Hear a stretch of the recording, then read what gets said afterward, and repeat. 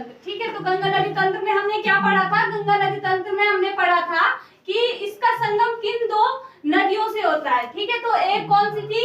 एक थी भागीरथी और दूसरी कौन थी? दूसरी थी अलकनंदा। ठीक है, अलकनंदा और भागीरथी के संगम से ये क्या बनती है? गंगा नदी बनती है। ठीक है, तो कहाँ पे मिल रही थी ये दोनों नदियां? ये दोनों नदियां मिल रही थी आपके देवप्रयाग में। कहाँ पे मिल रही थी?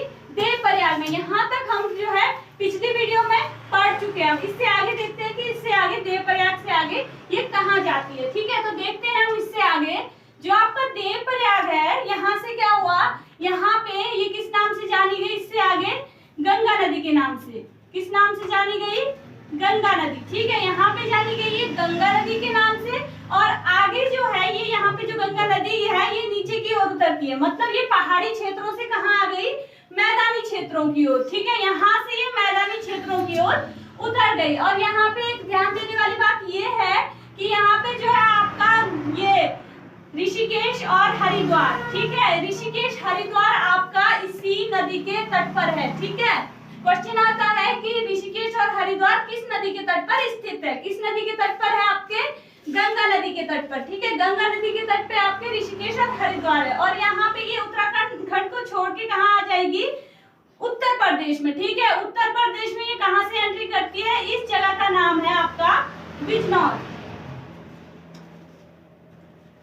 ठीक है, क्या है इस जगह का नाम? इस जगह का नाम है बिजनौर। बिजनौर के पास से क्या हो गई आपकी गंगा नदी?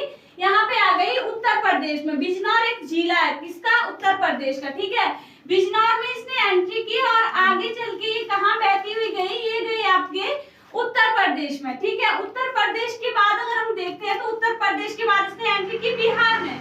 बिहार के बाद कहाँ गई ये? बिहार के बाद गई आपके ये झारखंड में। ठीक है, ये आपका उत्तर प्रदेश है, ये बिहार है और ये झारखंड है। ठीक है, झारखंड के बाद कहाँ पे गई ये? झारखंड के बाद चली गई आपके वेस्ट बंगाल में, पश्चिम बंगाल में। ठीक है, तो पश्चिम बंगाल में यहाँ पे ध्यान देने वाली बात है, जो पश्चिम बंगाल में यहाँ पे एक जगह है जिसका नाम है फरक्का। ठीक है, इसको फरक्का बैराज भी कहते हैं। ठीक है, तो फरक्का बैराज के पास से क्या होता है?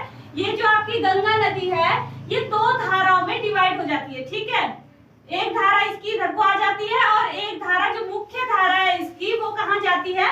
वो जाती है बांग्लादेश की ओर। ठीक है, कहाँ जाती है?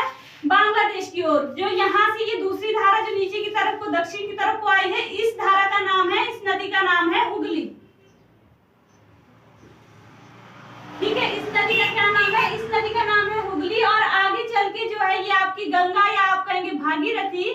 ठीक है, ये गंगा आपकी कहाँ चली गई? गंगा चली गई बांग्लादेश में। ठीक है, अब यहाँ पे हम देख रहे हैं यहाँ पे गंगा नदी को किस नाम से जाना गया है? गंगा नदी। ठीक है, गंगा नदी है यहाँ पे कहाँ? भारत में। भारत में, और ये कितने राज्यों से होकर गुजर रही है? भारत के 5 राज्यों से। कौन कौन से? एक तो आपका उत्तराखंड हो गया, दूसरा हो गया आपका उत्तर प्रदेश, तीसरा हो गया आपका बिहार, चौथा हो गया आपका झारखंड और पांचवा हो गया आपका वेस्ट बंगाल। ठीक है, यहाँ तक ये आई कितने राज्यों से? भारत के 5 राज्यों से। अब हम इसके देश की बात करते हैं। ये एक तो भारत देश हो गया। ठीक है, अब दूसरे देश में इसने कहाँ एंट्री की है? बांग्लादेश में। ठीक है, तो 2 देशों में ये प्रवाहित होती है।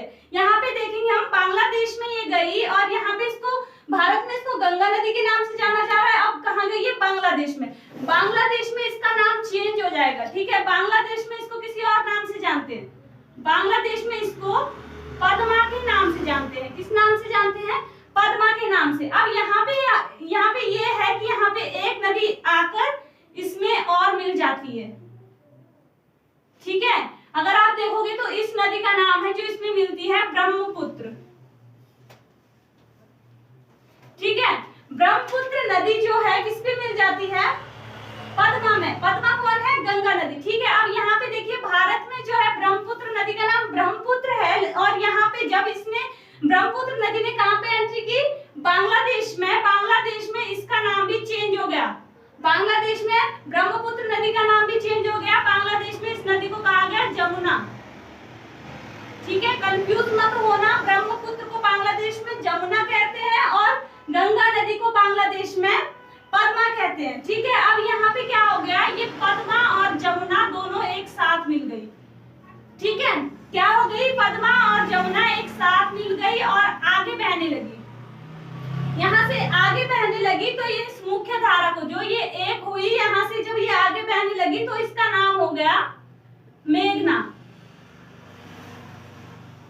ठीक है, इसका नाम क्या हो गया? मेघना। अब क्या हो गया यहाँ पे, पहले तो ये पद्मा के नाम से जानी जा रही थी जब ये अकेली गंगा आ रही थी, कहाँ पे? बांग्लादेश में, तो जानी गई पद्मा के नाम से। और अकेली कौन? ब्रह्मपुत्र आ रही थी, तो बांग्लादेश में किस नाम से जानी गई?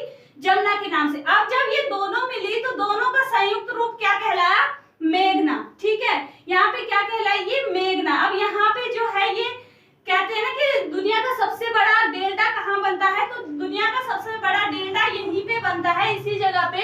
यहाँ पे जो है आपकी गंगा और ब्रह्मपुत्र नदी दुनिया का सबसे बड़ा डेल्टा बनाती है। ठीक है, जिसे कहते हैं सुंदरवन डेल्टा।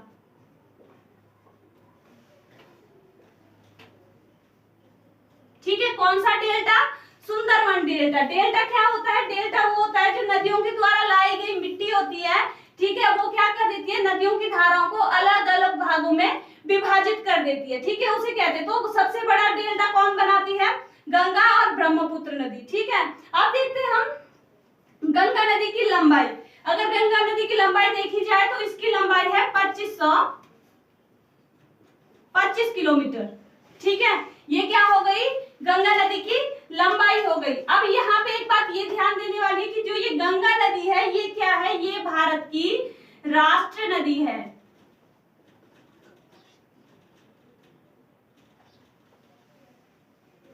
ठीक है, क्या है? ये भारत की राष्ट्रीय नदी है। और इसको राष्ट्रीय नदी का दर्जा कब दिया गया? गंगा नदी को राष्ट्रीय नदी का दर्जा दिया गया आपका 2008 को। ठीक है, सन 2008 में जो है ये भारत की क्या हुई? राष्ट्रीय नदी मानी गई। कौन सी नदी? गंगा नदी। ठीक है, यहाँ तक आपको अगर क्लियर हुआ तो बता देना। ठीक है, और इससे आगे जो है हम इसकी सहायक नदियां देखेंगे कि इसकी सहायक नदियां कौन कौन सी है। आज के लिए बस इतना ही। अगर आपको वीडियो पसंद आए तो लाइक, सब्सक्राइब और शेयर जरूर करें। Thank you.